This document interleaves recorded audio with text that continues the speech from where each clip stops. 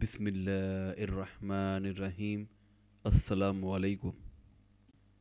آج میں بیان کروں گا روزہ، اعتکاف اور لیلۃ القدر کے بارے میں انشاءاللہ قرآن اور حدیث کی روشنی میں۔ سورہ البقرہ آیت نمبر 183 میں اللہ تعالیٰ فرماتا ہے، اے ایمان والو، تم پر روزے رکھنا فرض کیا گیا ہے جس طرح تم سے پہلے لوگوں پر فرض کیا گیا تھا تاکہ تم تقوی اختیار کرو۔ روزہ جس کے شرعی معنی ہیں صبح صادق سے لے کر غروب آفتاب تک کھانے پینے اور بیوی سے ہم بستری کرنے سے، صرف اللہ کی عبادت کی نیت سے اسی کی رضا کے لیے رکے رہنا ہے۔ یہ عبادت چونکہ نفس کی طہارت کے لیے بہت اہم ہے، اس لیے اسے تم سے پہلی امتوں پر بھی فرض کیا گیا تھا۔ اس کا سب سے بڑا مقصد تقوی کا اصول ہے، اور تقوی انسان کے اخلاق و کردار کے سنوارنے میں بنیادی کردار ادا کرتا ہے۔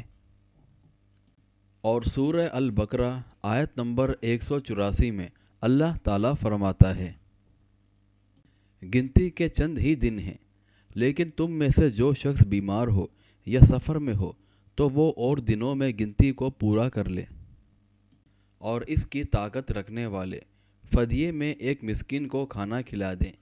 پھر جو شخص نیکی میں سبقت کرے وہ اسی کے لیے بہتر ہے، لیکن تمہارے حق میں بہتر کام روزے رکھنا ہی ہے اگر تم با علم ہو۔ بہرحال اس آیت میں بیمار اور مسافر کو رخصت دی گئی ہے کہ وہ بیماری یا سفر کی وجہ سے رمضان المبارک میں جتنے روزے نہ رکھ سکے ہوں وہ بعد میں رکھ کر گنتی پوری کر لیں۔ بہرحال یہ حضرت ابن عباس رضی اللہ تعالیٰ عنہ سے منقول ہے۔ حدیث نمبر 4505 میں امام بخاری نے بھی اسے پسند کیا ہے، یعنی جو شخص زیادہ بڑھاپے یا ایسی بیماری کی وجہ سے جس سے شفا یابی کی امید نہ ہو روزے رکھنے میں مشقت محسوس کرے، وہ ایک مسکین کا کھانا بطور فدیہ دے دے، اور جو خوشی سے ایک مسکین کے بجائے 2 یا 3 مسکینوں کو کھانا کھلا دیں تو اس کے لیے زیادہ بہتر ہے۔ سورہ البقرہ آیت نمبر 185 میں اللہ تعالیٰ فرماتا ہے، ماہ رمضان وہ ہے جس میں قرآن اتارا گیا، جو لوگوں کو ہدایت کرنے والا ہے، جس میں ہدایت کی اور حق و باطل کی تمیز کی نشانیاں ہیں۔ تم میں سے جو شخص اس مہینے کو پائے اسے روزے رکھنے چاہیے، ہاں جو بیمار ہو یا مسافر ہو اسے دوسرے دنوں میں یہ گنتی پوری کرنی چاہیے۔ اللہ کا ارادہ تمہارے ساتھ آسانی کا ہے، سختی کا نہیں۔ وہ چاہتا ہے کہ تم گنتی پوری کر لو اور اللہ کی دی ہوئی ہدایت پر اس کی بڑائیاں بیان کرو اور اس کا شکر کرو۔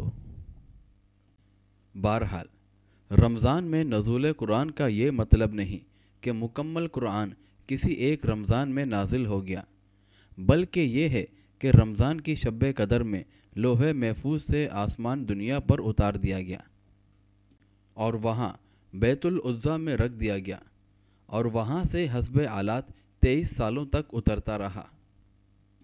قرآن مجید رمضان میں یا لیلۃ القدر یا لیلۃ المبارکہ میں اترا، یہ سب صحیح ہے، کیونکہ لوح محفوظ سے تو رمضان میں ہی اترا ہے، اور لیلۃ القدر اور لیلۃ المبارکہ یہ ایک ہی رات ہے، یعنی قدر کی رات جو رمضان میں ہی آتی ہے۔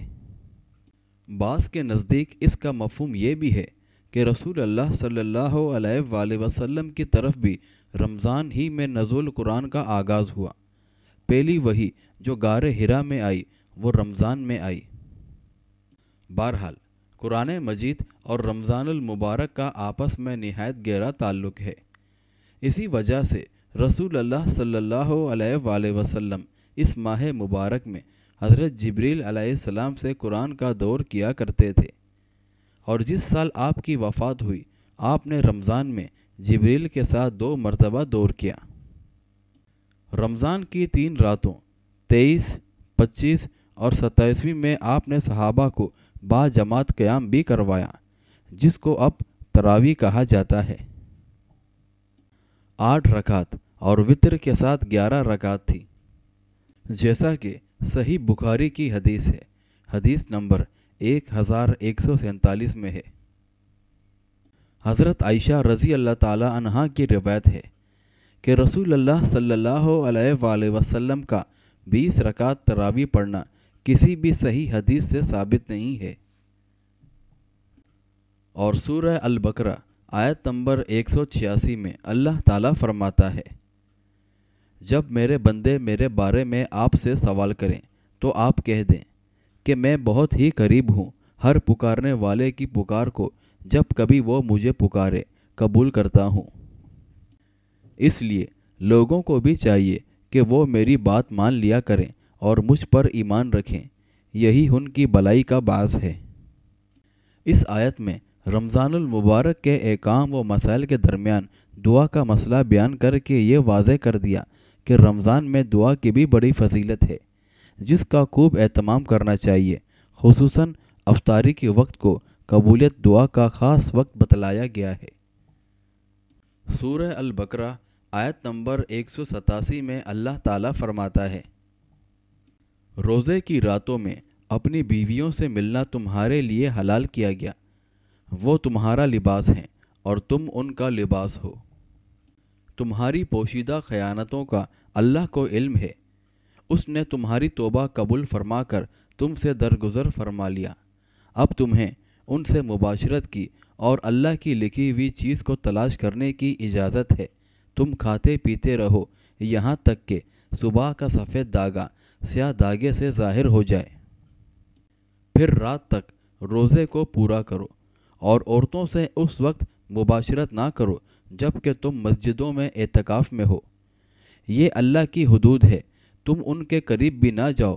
اسی طرح اللہ اپنی آیتیں لوگوں کے لیے بیان فرماتا ہے تاکہ وہ بچیں۔ بہرحال ابتدائے اسلام میں ایک حکم یہ تھا کہ روزہ افطار کرنے کے بعد عشاء کی نماز یا اس سے پہلے سونے تک کھانے پینے اور بیوی سے مباشرت کرنے کی اجازت تھی۔ سونے کے بعد یا عشاء کی نماز کے بعد ان میں سے کوئی کام نہیں کیا جا سکتا تھا۔ ظاہر بات ہے یہ پابندی سخت تھی، اس پر عمل مشکل تھا۔ اللہ پاک نے اس آیت میں یہ دونوں پابندیاں اٹھا لیں اور افطار سے لے کر صبح صادق تک کھانے پینے اور بیوی سے مباشرت کرنے کی اجازت فرما دی، اور مزید فرمایا، یعنی رات ہوتے ہی غروب شمس کے فوراً بعد روزہ افطار کر لو، تاخیر مت کرو، جیسا کہ حدیث میں بھی روزہ جلد افطار کرنے کی تاکید اور فضیلت آئی ہے۔ دوسرا یہ کہ وصال مت کرو۔ وصال کا مطلب ہے ایک روزہ افطار کیے بغیر دوسرا روزہ رکھ لینا۔ اس سے رسول اللہ صلی اللہ علیہ وآلہ وسلم نے نہایت سختی سے منع فرمایا ہے۔ اور مزید آگے فرمایا کہ اعتکاف کی حالت میں بیوی سے مباشرت اور بوس و کنار کی اجازت نہیں ہے، البتہ ملاقات اور بات چیت جائز ہے۔ اس آیت میں مزید فرمایا کہ اعتکاف کے لیے مسجد ضروری ہے، چاہے مرد ہو یا عورت۔ ازواج مطہرات نے بھی مسجد میں اعتکاف کیا ہے، اس لیے عورتوں کا اپنے گھر میں اعتکاف بیٹھنا صحیح نہیں ہے۔ البتہ مسجد میں ان کے لیے ہر چیز کا مردوں سے الگ انتظام کرنا ضروری ہے تاکہ مردوں سے کسی طرح کا اختلاط نہ ہو۔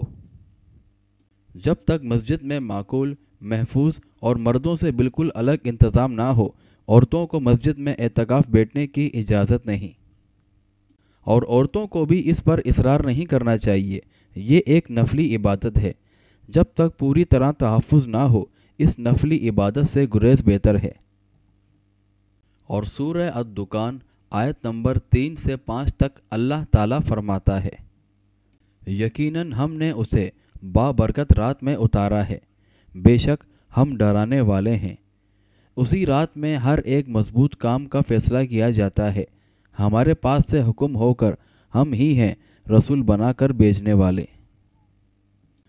بہرحال لیلۃ المبارکہ بابرکت رات ہے، مراد شب قدر، جیسا کہ دوسرے مقام پر صراحت ہے۔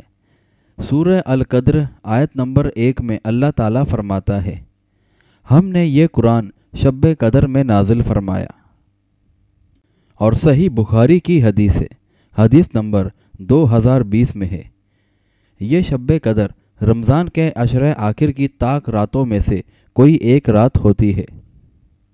اور سورہ البقرہ آیت نمبر 185 میں اللہ تعالیٰ فرماتا ہے، رمضان کے مہینے میں قرآن نازل کیا گیا۔ یہاں اس صورت میں قدر کی اس رات کو بابرکت قرار دیا گیا ہے۔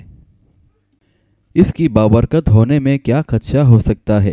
ایک تو اس میں قرآن کا نزول ہوا، دوسرے اس میں فرشتوں اور روح کا نزول ہوتا ہے، اور تیسرے اس میں سارے سال میں ہونے والے واقعات کا فیصلہ کیا جاتا ہے، اور چوتھے اس رات کی عبادت 1000 مہینے یعنی 83 سال 4 مہینے کی عبادت سے بہتر ہے۔ بعض لوگوں نے لیلۃ المبارکہ سے شعبان کی 15ویں رات مراد لی ہے، لیکن یہ صحیح نہیں ہے۔ جب قرآن کے نص رہی سے قرآن کا نزول شب قدر میں ثابت ہے تو اس سے شعبان کی 15ویں رات، جسے لوگوں نے شب برات کا نام دیا ہے، مراد لینا کسی طرح بھی صحیح نہیں ہے۔ بہرحال شعبان کی 15ویں رات کی بابت جتنی بھی ایسی روایت آتی ہیں جن میں سے اسے فیصلے کی رات کہا گیا ہے، تو یہ سب روایت ضعیف ہیں۔ سورہ القدر آیت نمبر 1 سے 5 تک اللہ تعالیٰ فرماتا ہے، یقیناً ہم نے اسے شب قدر میں نازل فرمایا۔ تو کیا سمجھا کہ شب قدر کیا ہے؟ شب قدر 1000 مہینوں سے بہتر ہے۔ اس میں ہر کام کے سر انجام دینے کو اپنے رب کے حکم سے فرشتے اور روح جبرائیل اترتے ہیں۔ یہ رات سراسر سلامتی کی ہوتی ہے اور فجر کی طلوع ہونے تک ہوتی ہے۔ بہرحال القدر کے معنی قدر و منزلت بھی ہیں، اس لیے شب قدر کہتے ہیں۔ اس کے معنی اندازہ اور فیصلہ کرنا بھی ہے۔ اس میں سال بھر کے فیصلے کیے جاتے ہیں، اس لیے اسے لیلۃ الحکم بھی کہتے ہیں۔ اس کے معنی تنگی کے بھی ہیں۔ اس رات اتنی کثرت سے زمین پر فرشتے اترتے ہیں کہ زمین تنگ ہو جاتی ہے۔ شب قدر یعنی تنگی کی رات، یا اس لیے یہ نام رکھا گیا کہ اس رات جو عبادت کی جاتی ہے اللہ کے ہاں اس کی بڑی قدر ہے اور اس پر بڑا ثواب ہے۔ احادیث و آثار سے یہ واضح ہے کہ یہ رمضان کی آخری عشرے کی طاق راتوں میں سے کوئی ایک رات ہوتی ہے، اور لیلۃ القدر رمضان میں ہی ہوتی ہے۔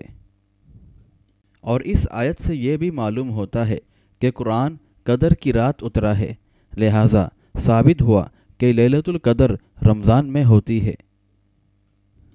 یہ امت محمدیہ پر اللہ کا کتنا احسان عظیم ہے کہ مختصر عمر میں زیادہ سے زیادہ ثواب حاصل کرنے کے لیے کیسی سہولت عطا فرما دی۔ اور روح سے مراد حضرت جبرائیل علیہ السلام ہے، یعنی فرشتے حضرت جبرائیل علیہ السلام سمیت اس رات زمین پر اترتے ہیں ان کاموں کو سر انجام دینے کے لیے جن کا فیصلہ اس سال میں اللہ تعالیٰ فرماتا ہے۔ شب قدر کے لیے رسول اللہ صلی اللہ علیہ وآلہ وسلم نے بطور خاص یہ دعا بتلائی ہے۔ جامع ترمذی حدیث نمبر 3513 اور سنن ابن ماجہ حدیث نمبر 3850 میں ہے، اے اللہ تو بہت معاف کرنے والا ہے، معافی کو پسند کرتا ہے، پس تو مجھے بھی معاف کر دے۔ اس لیے شب قدر میں اسے کثرت سے پڑھنا چاہیے۔